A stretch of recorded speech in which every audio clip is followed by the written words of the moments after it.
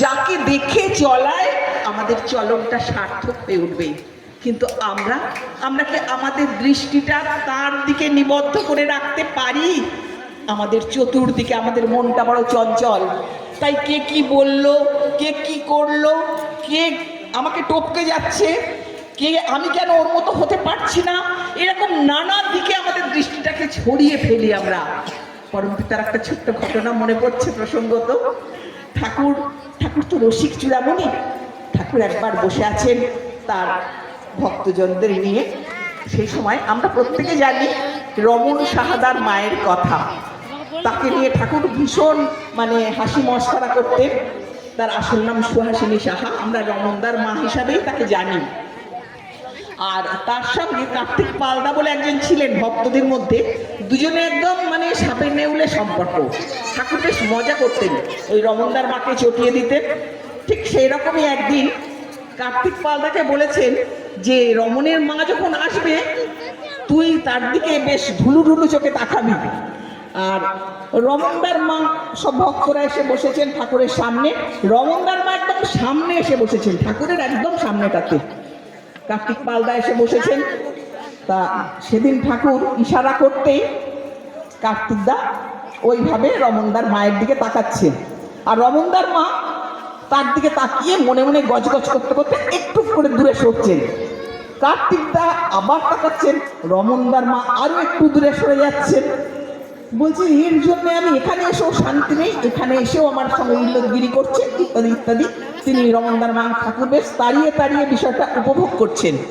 এই করতে করতে যখন রমণদার মা অনেকটা দূরে চলে গেছেন, ঠিক সেই সময়ে ঠাকুর বলছেন, ও রমণের মা, তুই তো আমার একদম সামনে ছিলি, তুই অত দূরে চলে গেলি কেন?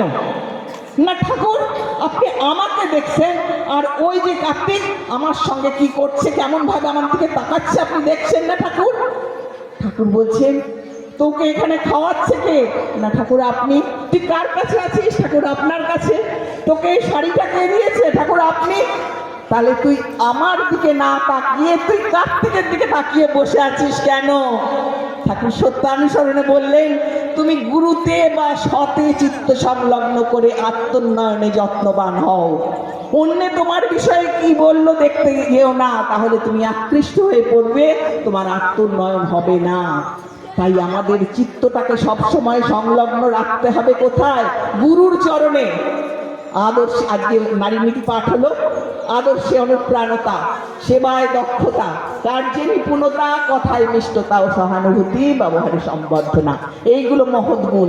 আর এই মহৎ গুণগুলো আয়ত্ত করতে গেলে আমাদের কি করতে হবে?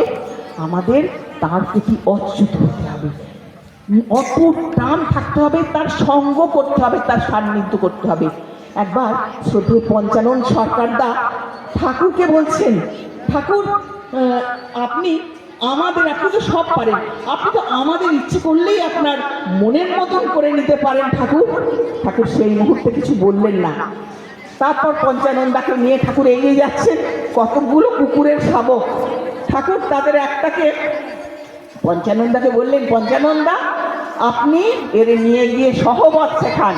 পঞ্চানন্দা তাকে নিয়ে গিয়ে ভালো করে তাকে ট্রেনিং দিয়েছে। আমরা সবাই জানি একটা কুকুরের শাবককে যদি তাকে ট্রেনিং দেওয়া হয়, সে খুব সুন্দর তৈরি হয়ে যায়। বেশ কয়েক মাস পরে ঠাকুর পঞ্চানন্দাকে বলছেন, পঞ্চানন্দা ওর খবর কি?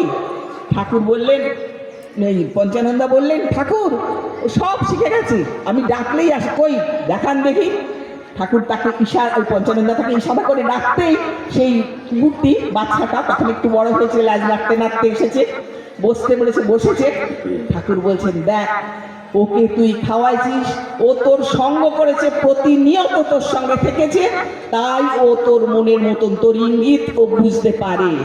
ঠিক এই রকম যে আমার সঙ্গ করবে, যে প্রতিনিয়ত আমাকে অনুসরণ করবে, আমার বলাগুলোকে কাজে পরিণত করবে। ওই জন্য ঠাকুর বারবার বলছেন, আমার বলাগুলো যদি শুধু তোমার কথা ও চিন্তারই খোরাক মাত্র হয়ে থাকে, করা ও আচরণের ভিতর তা যদি বাস্তবে ফুটিয়ে তুলতে না পারো, পাওয়া যে তোমার তমসাচ্ছন্নই রয়ে যাবে তা কিন্তু অতি নিশ্চয়ই।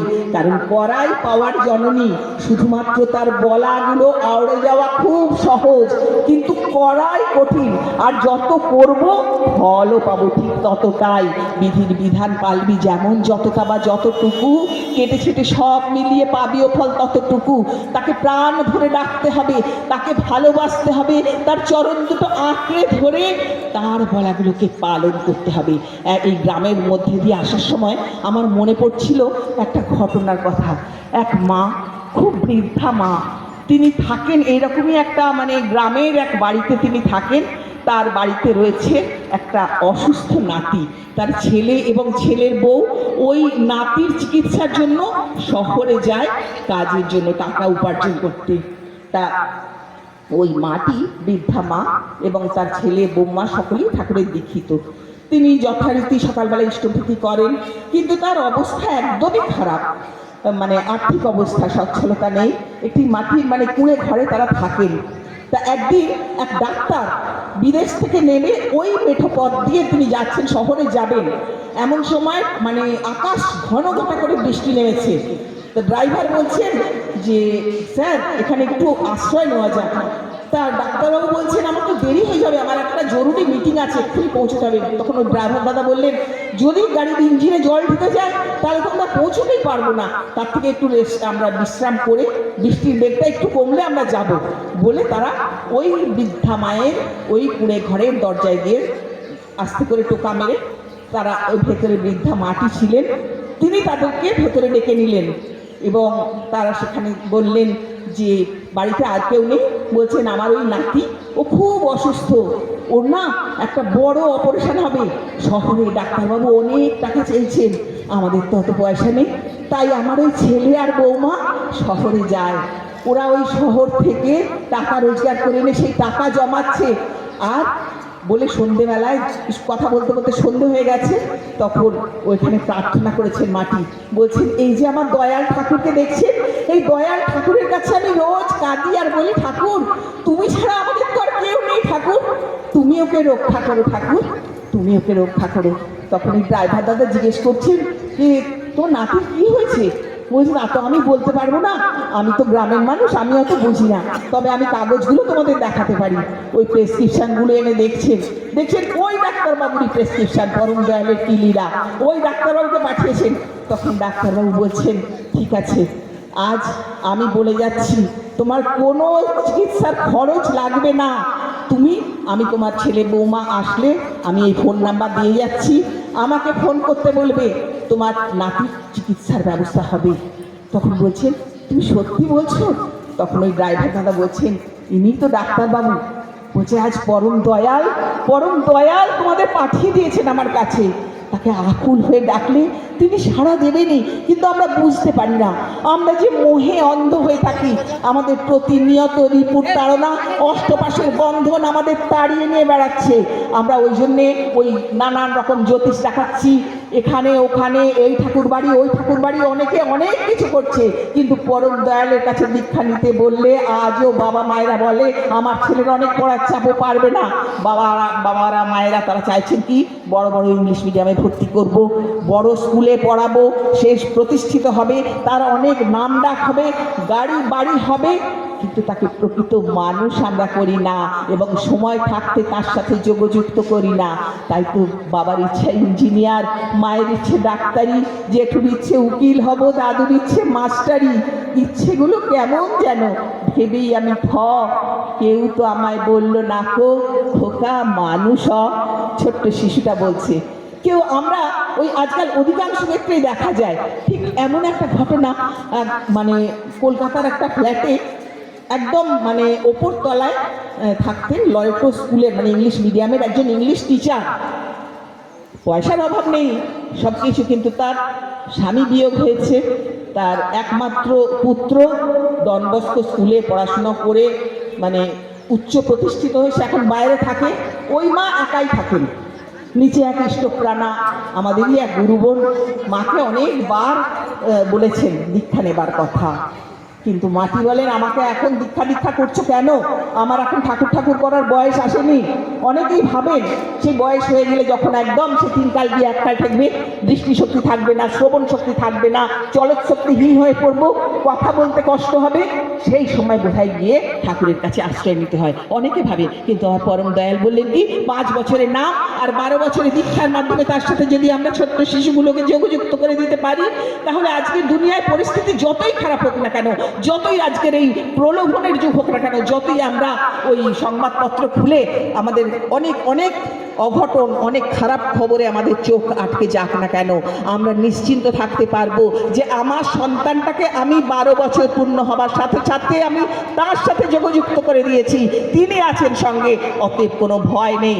তা সেই মাটি ঠিক এইরকমই অনেকবার ওই ইষ্টপ্রাণা মাটি তাকে যাজন করেছেন, কিন্তু তিনি রাজি হননি, উল্টে তিনি রেগে গেছেন।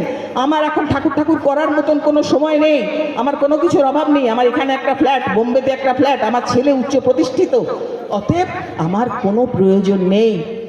পরবর্তীতে ওই মা হঠাৎই অসুস্থ হয়ে একদম শয্যাশায়ী হয়ে পড়লেন, কেউ নেই, তখন পাশে তার কেউ নেই, তার ছেলেকে ফোন করে আনানো হলো, কিন্তু ওই যে কেউ আমায় বললো না কো খোকা মানুষ হ, প্রকৃত মানুষ তো করতে পারেনি। ছেলে, যে ছেলে বাইরের মানে বাইরে থেকে অভ্যস্ত, সেই রকম চলন বলন, সেই রকম ঠাটবাট, সে কি করে ওই অসুস্থ মায়ের সেবা করে 24 ঘন্টা কাটাবে? চলতে লাগলো মায়ের উপর অকথ্য নির্যাতন, শারীরিক এবং মানসিক। মাটি চোখের জলে বুক ভাসায়। ছেলে বললে, এভাবে আমি পারছি না, আমি কতদিন তোমাকে এইভাবে টানবো, আমি চলে যাব, আমি বাইরে অনেক ভালো ছিলাম। ছেলেটি চলে গেল, মা অযথায় কাঁদছে। তখন সেই নিচের যে ইষ্টপ্রাণা মাটি, ওই ফ্ল্যাটের নিচের তলায় থাকতেন, উপরে গিয়ে বলছেন, মা গো আপনি কেমন আছেন? তখন মাটি অঝোরধারায় তার হাত দুটো ধরে কাঁদছেন আর বলছেন, তুমি আমাকে দীক্ষার কথা অনেক বলেছো, তখন আমি কর্ণপাত করিনি, তুমি কি পারো আমার দীক্ষার ব্যবস্থা করতে? তখন ওই মাটি বলছেন, এখন এখন আপনি দীক্ষা নিয়ে কি করবেন? বলছেন, মা গো আমি শুধু ঠাকুরকে বলবো, ঠাকুর আমি তো তোমায় সময় থাকতে ধরতে পারিনি, আমাকে তুমি মুক্তি দাও ঠাকুর, আমি যেন এই জীবনের এই যন্ত্রণা আমি আর সহ্য করতে পারছি না, আমি প্রতিনিয়ত যে শারীরিক মানসিক অত্যাচার সহ্য করছি তার থেকে আমাকে তুমি মুক্ত করো, আমি যেন নতুন জীবনে আবার তোমাকে নিয়ে চলা শুরু করতে পারি। তাই জন্যই ঠাকুর বললেন, অভাবে পরিশ্রান্ত মন ব্রহ্ম বা ধর্ম জিজ্ঞাসা করে, নতুবা করে না।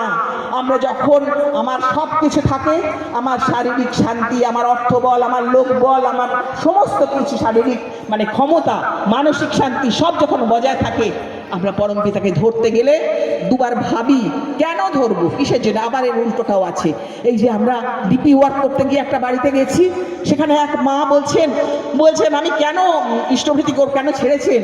না, আমি ইষ্টভৃতি বন্ধ করেছি কারণ আমার নিয়ত শ্বাসকষ্ট হচ্ছে, আমার একটা মাত্র মেয়ে, সে এই অসুখে ভুগছে, সে এরকম, আমি কিসের জন্য? আমার বাড়ির লোক আমাকে প্রতিনিয়ত বলছে ঠাকুরকে ধরে তোমার একই অবস্থা। এখানে আমরা বড্ড বেশি ভুল করে ফেলি, ঠিক এই জায়গাটাতে আমরা ভুল করি। কিছু হলো, সঙ্গে সঙ্গে আমরা ঠাকুরকে ছেড়ে দিলাম, আমাদের সমস্ত অভিমান, সমস্ত রাগ গিয়ে পড়লো ঠাকুরের ওপর। আমরা বুঝি না যে আমাদের প্রারব্ধ কর্মফল কিছু থাকে, তিনি আমাদের ধরে রেখেছেন, তিনি তোমায় ধরেই আছেন একালোকাল সব কালে। তোমার ধরা হয় তখনই ভক্তিতে প্রাণ ঢেলে দিলে। আমরা যদি ভক্তিতে প্রাণ ঢেলে দিই, তিনি তো আমাকে ধরে আছেন, কিন্তু আমাদের পরীক্ষা নিয়ে চলেছেন প্রতিনিয়ত। আমি জানি যদি আমার এতটা থাকে, আমি যদি ঠিকভাবে ইষ্টভৃতি করি, আমি যদি তাকে ধরে থাকি, আমার এইটুকুনের ওপর দিয়ে যাবে।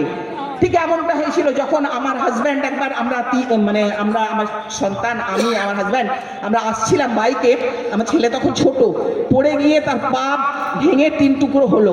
সবাই বলল, তোমরা ঠাকুরকে ধরে তোমাদের কেন এরকম ভাবে ওনার পা ভাঙলো কি করে?